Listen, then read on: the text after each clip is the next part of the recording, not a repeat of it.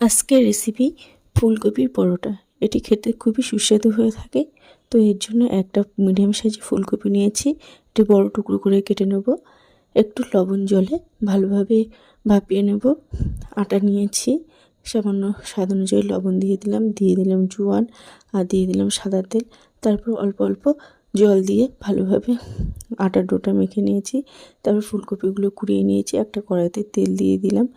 তেলটা গরম হলে দিয়ে দিলাম জিরে ফোড়ন, একটু হিং ফোড়ন দিয়ে ফুলকপিগুলো দিয়ে একটু ভাজা ভাজা করে এর মধ্যে দিয়ে দিলাম ধনে গুঁড়ো, জিরে গুঁড়ো, হলুদ গুঁড়ো, লঙ্কা গুঁড়ো, গরম মশলা, সামান্য একটু চিনি দিয়ে দিলাম, ধনে পাতা কুচি, কাঁচা লঙ্কা কুচি। পুরটা রেডি করে ঠান্ডা করে নেব।